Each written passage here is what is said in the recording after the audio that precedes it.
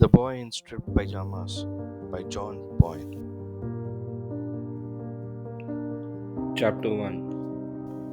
Bruno makes a discovery. एक दिन जब ब्रूनो घर वापस आया तो उसने देखा कि मारिया, जो उनके घर में हाउस हेल्प थी, चीज़ें पैक कर रही थी। ब्रूनो हैरान और उलझन में पड़ गया और उसने पूछा, मारिया, तुम क्या कर रही हो? मारिया ने बिना कुछ कहे बस ब्रूनो की माँ की तरफ इशारा किया। अब और भी चिंतित ब्रूनो अपनी माँ से पूछता है, क्या मैंने कोई गलती की है जो मेरा सामान पैक हो रहा है? उसकी माँ ने जवाब दिया, नहीं बेटा, हम बर्लिन से जा रहे हैं क्योंकि तुम्हारे पिता का तबादला हो गया है। ब्रूनो को कभी सही से नहीं पता था कि उसके पिता क्या काम करते थे। बस इतना मालूम था कि वे किसी बहुत महत्वपूर्ण पद पे थे और उनके पास एक बहुत ही साफ सुथरी वर्दी थी। ब्रूनो को बहुत दुख हुआ क्योंकि अब उसे समझ आ गया था कि इस सफर का मतलब था कि उसे अपने 3 सबसे अच्छे दोस्तों को पीछे छोड़ना पड़ेगा। उसकी माँ ने उसे समझाया, तुम भविष्य में और दोस्त बना लोगे, लेकिन ब्रूनो को यह बात समझ नहीं आई। वह अपने 3 बेस्ट फ्रेंड फॉर लाइफ को कभी पीछे नहीं छोड़ना चाहता था। बाद में ब्रूनो चुपचाप कमरे में चला गया, इस डर से कि मारिया कहीं उसके कमरे में छिपाई गई उसकी खास चीजें न देख ले।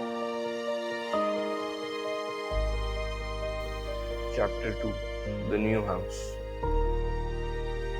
जब ब्रूनो अपने नए घर पहुंचता है तो उसे वह घर बिल्कुल भी अपने पुराने घर जैसा नहीं लगता। उसका पुराना घर बहुत बड़ा था, लेकिन यह नया घर काफी छोटा था। 3 बेडरूम और 1 बाथरूम एक ही फ्लोर पर, और ग्राउंड फ्लोर पर एक बुढ़ा और गुस्सैल दिखने वाला आदमी और 3 नौकरानियां रहती थी। ब्रूनो अपनी माँ से कहता है, मुझे लगता है कि हमें आज ही वापस बर्लिन लौट जाना चाहिए, यह जगह रहने लायक नहीं। लेकिन उसकी माँ उसे कहती है कि वह अपने कमरे में जाकर मारिया की अनपैकिंग में मदद करे। ब्रूनो जब अपने कमरे में चला जाता है तो कुछ देर बाद वह नीचे आता है।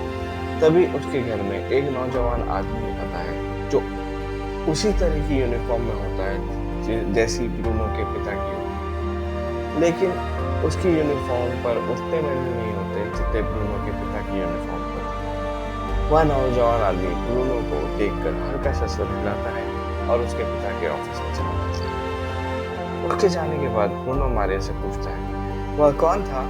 तब मारिया जवाब देती है, वह तुम्हारे पिता का सैनिक था। इस पर ब्रूनो कहता है, मुझे वह नौजवान आदमी अच्छा नहीं